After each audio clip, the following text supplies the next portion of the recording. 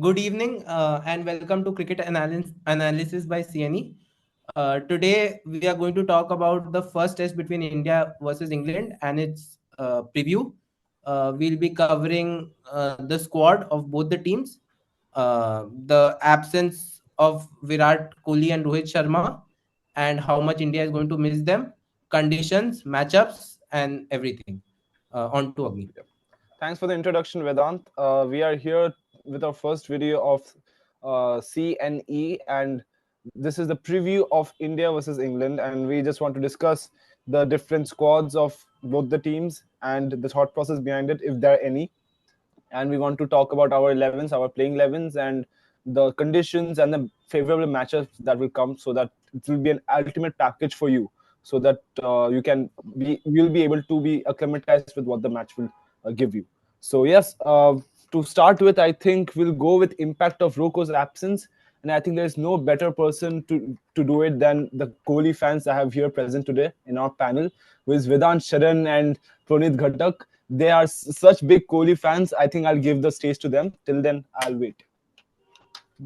Proneet, बोल भाई. Yeah, go ahead. Go ahead. हाँ, तो thank you, Agni. Virat Kohli and Rohit Sharma, as we know, they are the they are the big they are the stalwarts of Indian cricket. They are the stalwarts of Indian cricket. Now, Virat Kohli revolutionized Test cricket in India. We know that in 2014, after MS Dhoni left the captaincy in the middle of BGT, Kohli took over, and then since then there was no looking back. So Kohli's way of Test cricket was very different. His presence in the field, his energy, his ability to uplift the spirits of his teammates. This is something which only Kohli possessed. So even when he was not the captain of the side, the team in a chart, even in a team chart, if you see the name Virat Kohli, it put some kind of pressure in the opponent's minds. So that is what Virat Kohli brought to the game. So there are different ways for him to contribute. And now I would like Vedant to continue with Rohit Sharma. Before I go to Rohit, basically what I'd like to add about Virat Kohli is the fitness standards. I think fitness standards, yeah. Fitness standards, the way it has gone up, and also the bowling unit. The fact that we could take 20 wickets overseas, I think that came after Virat Kohli. India succeeded a lot in overseas under Virat Kohli. Yeah, exactly. Not to take anything away from Dhoni. Not that. We are not criticizing anybody here. We are not criticizing anybody here. We are just talking about Rohit and Kohli as everybody's different contribution. So this was Kohli's. Okay. So now basically what I loved most about, as Agni has said, that I'm a huge Kohli fan, but despite that is, let's put that aside.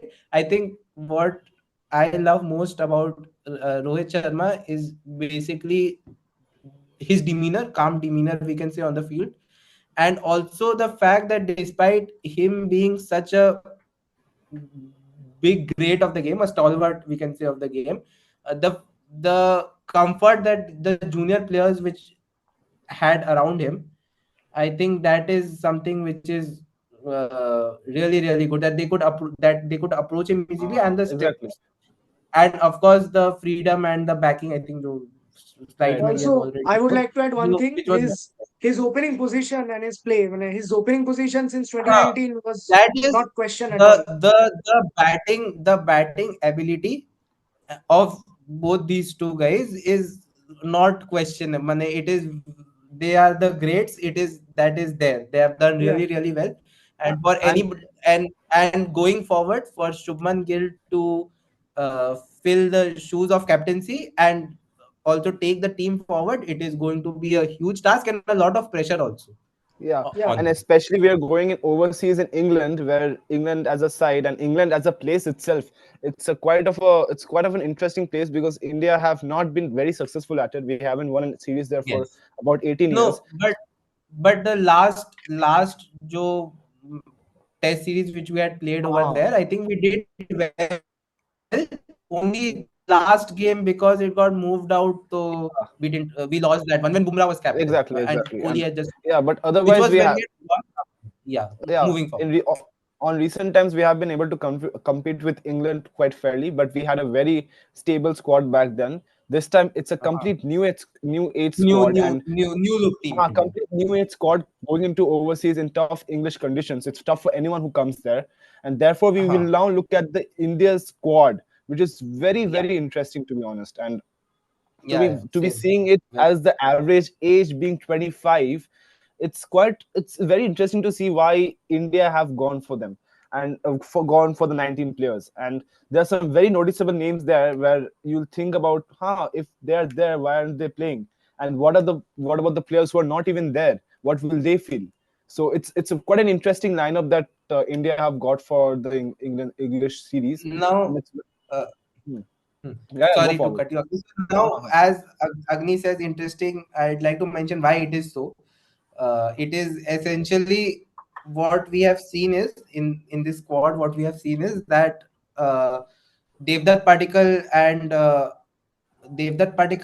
and Rajat Patidar and Sarfaraz Khan, who were there, prominent names, or who were in the pecking order in via when the Exactly. BGT was formed. Pecking Now order. they have not made the cut this time around, and it has been Karun Nair who has Pecking come in, order for and people who also don't Deepak know. Kashyap Sorry come to in. interrupt you. Sorry to interrupt you, but pecking order for people who are new to the concept is basically the players that are prioritized above some players because of the talent, Yeah, yeah, their average, and how they have performed. So it's basically in yeah, all teams you see that kind of phase where that, like for example, for Australia, even though Scott Boland has performed much better than I think almost all the pacers, you still feel like Josh Hazelwood has always been picked ahead of him. That's what yeah, pecking order is called. This yeah, culture yeah. has Yeah. widely Correct. been used in Australia and England, and in India though it's been quite of a hazy concept, I feel like. Yeah, and yeah. that It is. and I I don't think think it Proneet will has been explain why. followed. I think Proneet is So waiting to explain why. basically, Yeah, there is this musical chairs going on in the whole lineup for the uh, past 2-3 series with India. So yeah, that's a concern in the team. But right now, I think we should leave the past behind. I We will am. have a different conversation Yeah, over this. But right now, we should focus on I am. this series. Yeah, yeah. So I am hoping this time we stick to one team. That is a hope which yeah, I as a I cricket think would like one thing we would definitely Backing the want players, as basically backing the players. yeah, I backing the think players. one thing that the Indian fans would want from Indian team is some, even though if we suppose, even though in the unforeseen scenario we lose all 5 test matches, our 11, our playing 11, it can be possible, but I'm not saying that it'll happen. But in case that happens, you still want that kind of 11 to play those kind of matches, and you Yeah, want like I at get your least point. most of them, if at least not all 11 of them, 9 of them or something, that are always Uh, in the playing all 5 test matches. And I think if because now this is a transitioning period, it is very important that we pick our 11 and back them for at least 2 series minimum, yeah, which is exactly. Yeah, very And important. yeah. And also one more notable absentee, which I think we mentioned, Shreyas Iyer, uh, Sarfaraz Khan, and one more person, we have Shreyas, Anshul Kamboj. We'll talk about him, but Anshul let's go Kamboj, to yeah. Anshul, Yeah. we'll talk Anshul about him. Kamboj. Let's go to notable stats though. We'll talk about the stats that we'll talk about noticeable stats by people who have visited England and their recent form. And the most noticeable stat I can talk about is our captain himself. This is Shubman Gill, who is the recently named captain, and he in England, it's a solitary tour, of course, but still in the solitary tour, in the 3 matches, he has scored just the 88 runs, and his average was 14.66. And this average is not just in England, in senior countries as well. He has not been as successful. Like in the BGT series as well, he has not been well. Exactly in the average, I can see 29.50 isn't a very funny figure for No, good figure for Shubman Gill as a captain. I feel Shubman Gill has some questions to answer this series. As Huh. you know, since there was a stat that since the GABA 91 that he scored in 2021, since then he hasn't got a 30 plus score in Sena countries. So that's a Which is quite concerning stat. And especially, I think if you see his batting, it's been a bit more conservative than it has been, I think, in his natural prowess. If you see in his debut years, he used to score at a fair clip. I think, if I'm not wrong, around 80 to 90 strike rate. But now he plays in a complete 50 to 60 strike rate. I mean, it could be like affecting his The natural pressure game. is getting onto him, maybe. Maybe it's a natural game exactly.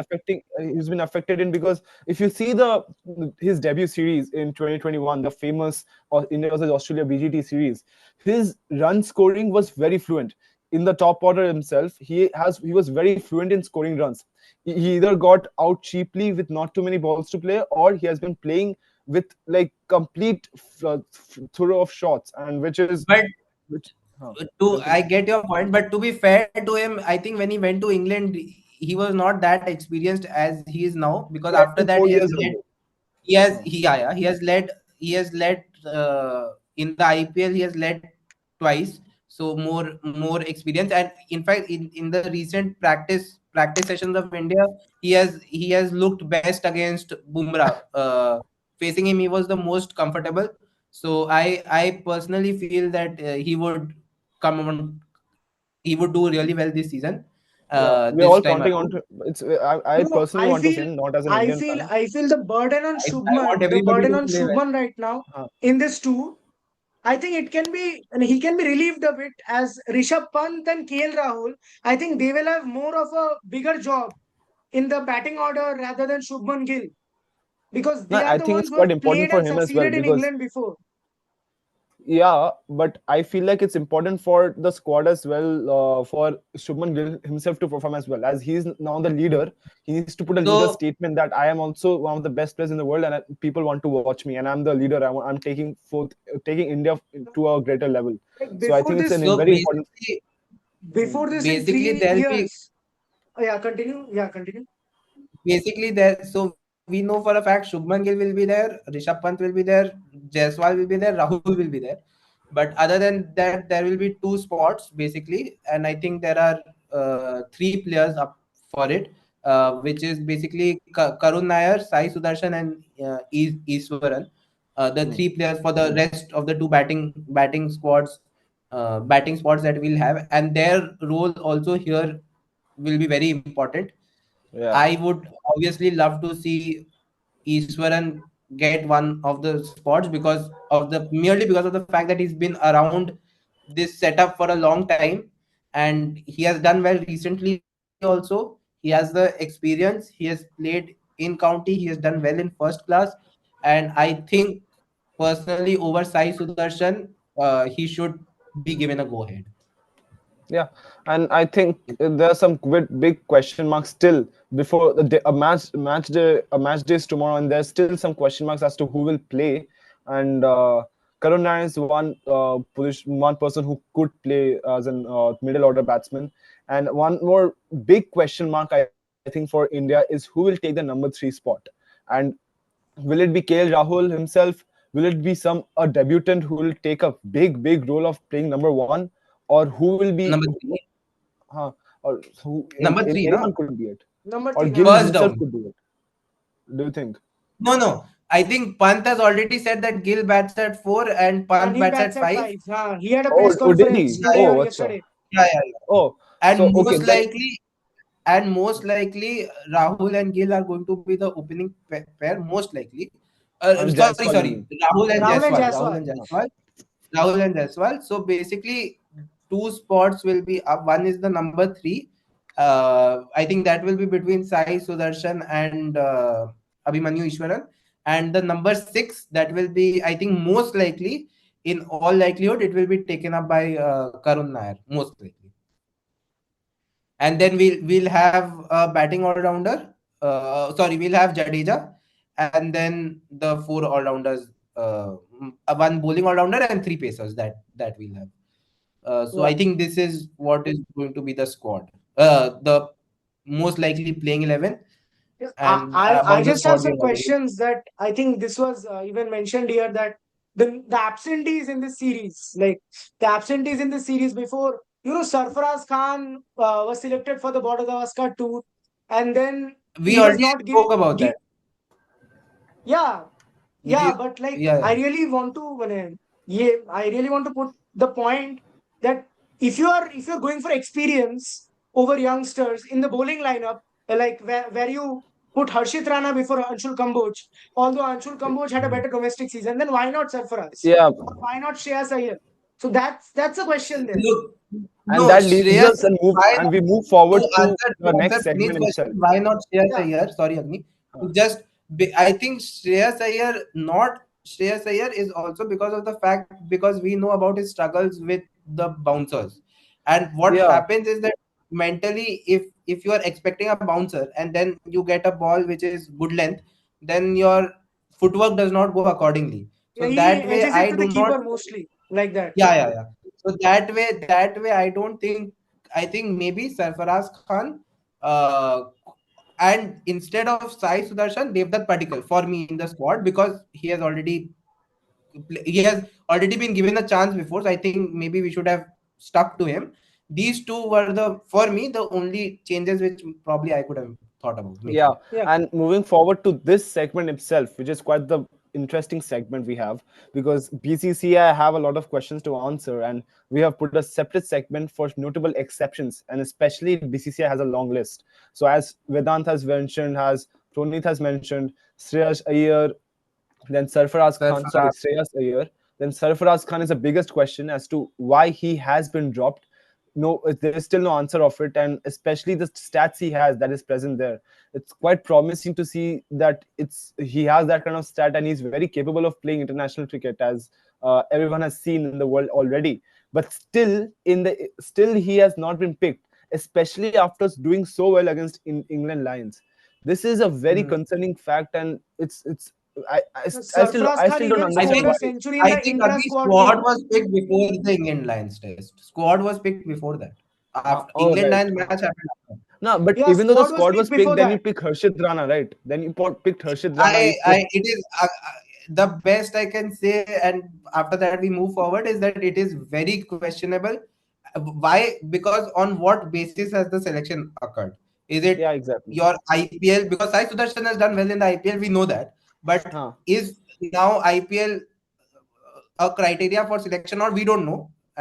So what is the criteria? So basically, what I would like to know from BCCI as a fan is that on what criteria are you selecting? What is your criteria for selection with priority order? Because then it's a question that everyone is asking. Some decisions don't make a lot of sense. Exactly. But again, moving forward. We talked about Anshul Kamboj as well. He has done well, but Harshit Rana has been picked. It's a lot of questions that have come forward for India and their selection process for squads, and we have seen this in the Australia series as well. We have seen this in the New Zealand series as well. So it poses a question. But we'll talk about it series, if I'm not wrong, New Zealand and Bangladesh series was all right. It was majorly what happened during the BGT. That was we saw this big concern. Exactly. This big concern has been shown in BGT, and it's still going on after 6 months. So now now it will be interesting to see whether what happened during the BGT, like the amount of changes we made each game, whether that happens this time around or not. Because to be fair on the team, if you look at the Champions Trophy which we won, we played with one team. Our team selection and team combination was stable. I think all teams that win championships, all teams that win championships play with a similar team, and it's always the same case. So it's very interesting how India will go forward with this test series. So it is actually a very interesting. We should also look at the English squad. We should also look at the English squad to assess the teams now. Yeah. Exactly. So England have already given their 11 already, but we'll still look at the squad for the first test as to what they have chosen, and you will look at the England squad and we'll see that there's some kind of weakness in one of the departments, and it's particularly the bowling department. And I feel like Chris Wokes, if he's the leader, he's a good bowler, no doubt, but him being a leader of the lineup poses a lot of responsibility on him, as he's also an all-rounder as well. So he is indirectly he plays a big role for England this test match, at least till like the next test match comes. I don't know what the squad is, but yes, it's very important for England to know how they will use their pace bowling attack and how they will go forward in this whole series.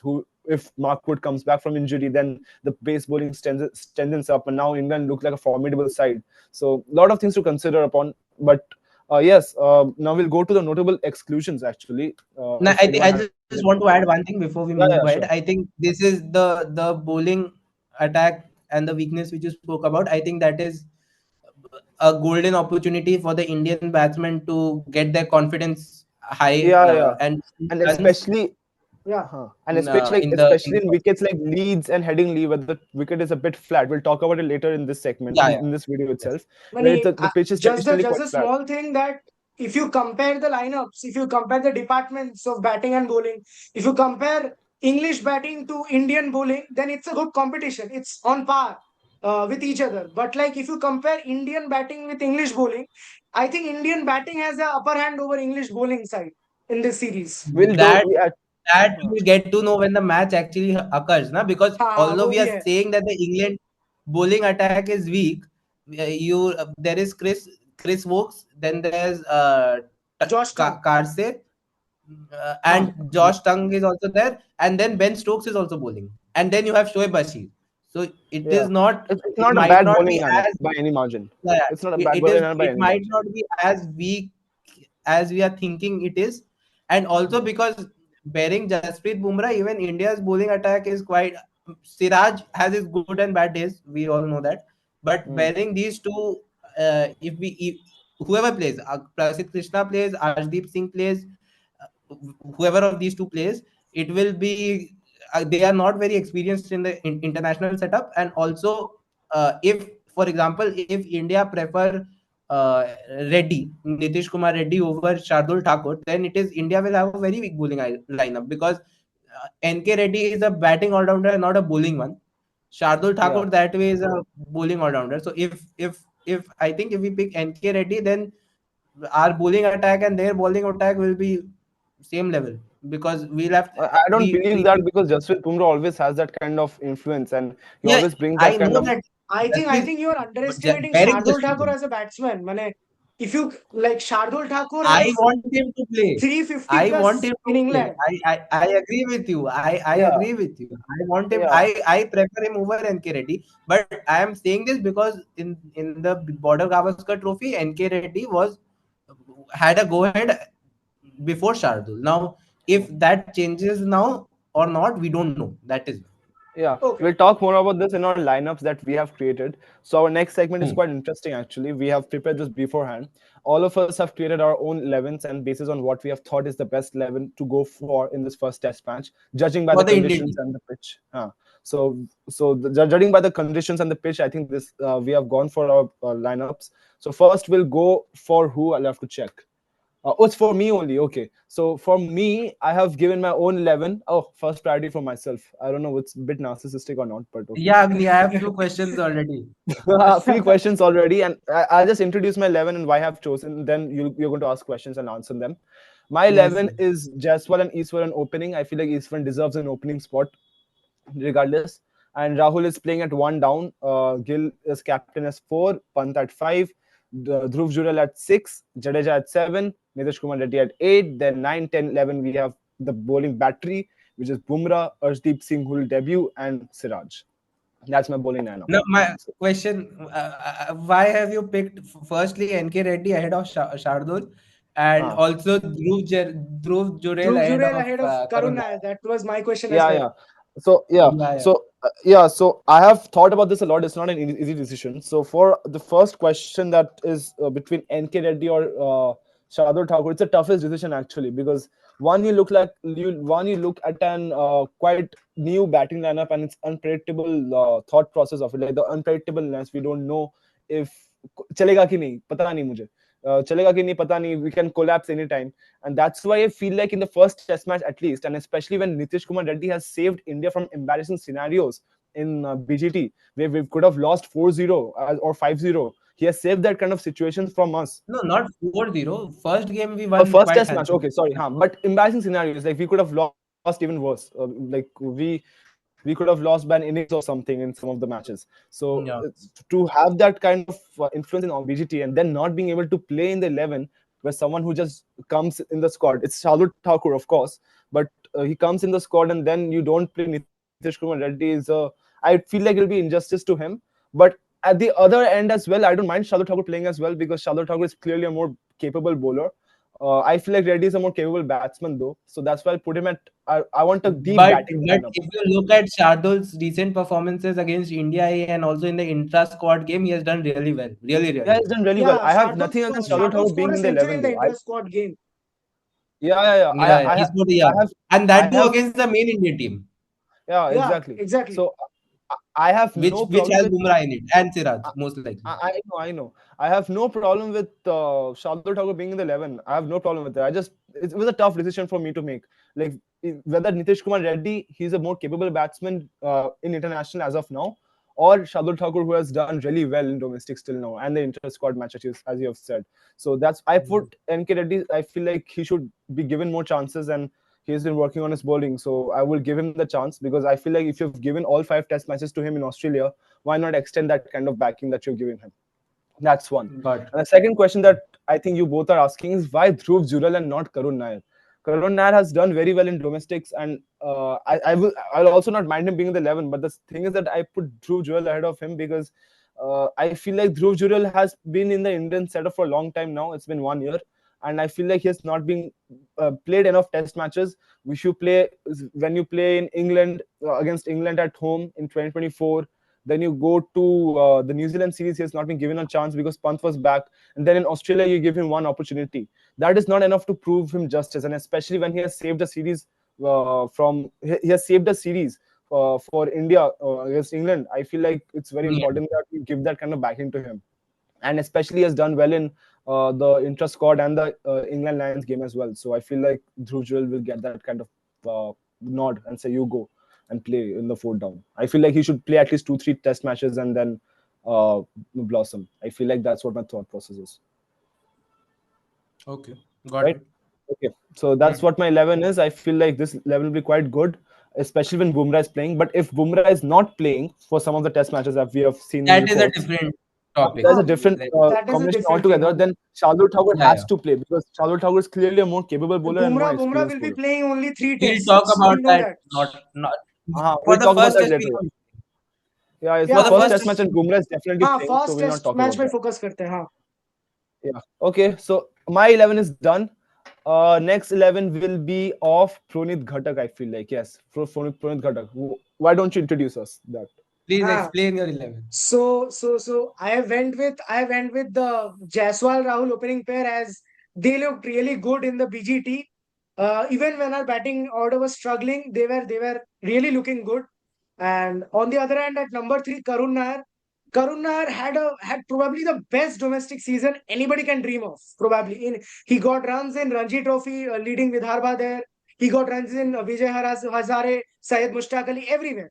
And in the India A versus England Lions game, he got the double hundred at number 3 position. So every way it is Karun Nair favoring. Also, he has got the experience over Sudarshan. So that's why I'm favoring Karun Nair over Sudarshan. Shubman Gill at number 4, Pant at 5. I have somehow thought of going with 3 all-rounders, putting Reddy and Thakur together, as I will get good batting till number 8. So that's why Jadeja, Reddy and Thakur 1 spinner and 4-5 pacers. So the pace lineup is same. It's just that I've put Reddy and Thakur together. So yeah, that's my lineup. This will be pretty good. I have a question to Proneet here. It's a very important question, I feel like. Why Karun Nair at number 3? Why him at same question. Why not at number 6? Why not at number 6? I explained it before. Number one, Karun Nair has been playing at number 3 in domestics, and in the India A games, he scored a double hundred at number 3 position. So he has been looking good in that position for the last 2-3 matches in the India A squad games. Also in the intra squad, he performed well. This is number 1. Why him over Sudarshan?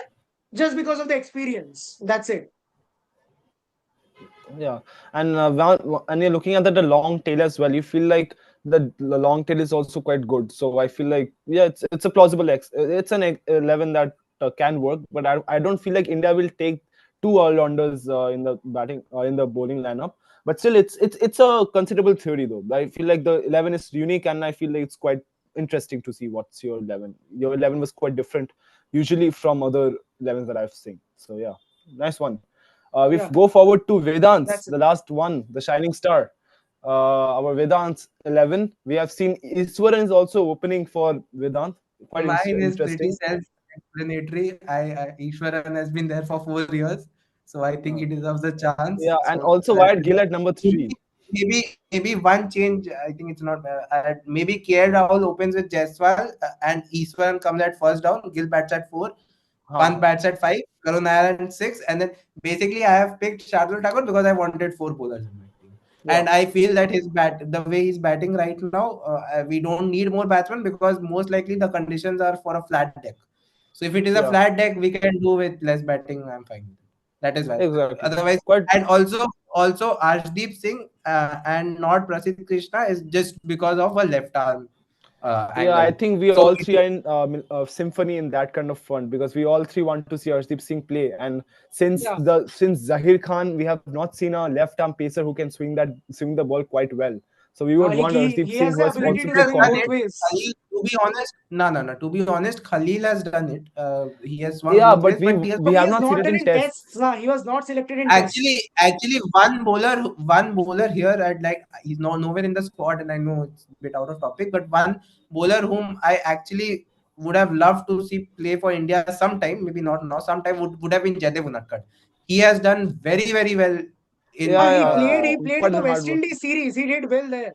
That was one game and he got very few overs. And West Indies is more for Unadkat is another curious case. I think he played 2 test matches with a 10-year gap. Unadkat now Unadkat now is not in his prime. When Unadkat was in his prime, right now there's no point in playing. He's in the later stage of his career. You can't take him now. Later stages, there's no point. When he was at his prime, maybe one thing we missed. Although at that time, to be fair, we had Bumrah, we had Shami, we had Ishant Sharma doing very well.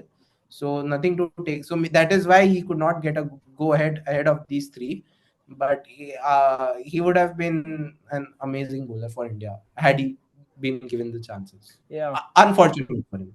Yeah. Moving on. So, moving forward, we have done with the 11s, and now we go to England's playing XI actually. England's playing 11 that they have posted already. It's pretty self-explanatory. We have discussed about it, of how their bowling lineup is weak. It looks a bit weak, but can work as well. But the batting order is quite strong, and it will challenge our bowling as well. So it's an 11 that batting can is strong, and with the aggressive approach which they have, which I feel is very important. Yeah, the baseball approach. Yeah, so especially the openers will go gunfire. Baseball approach has its cons. In England's batting versus, as Proneet said, England's batting and India's batting. Exactly. So yeah, that's very interesting to see. The conditions, now we'll move on to one very crucial segment, and which I'll be explaining it because I have done my research on it. Is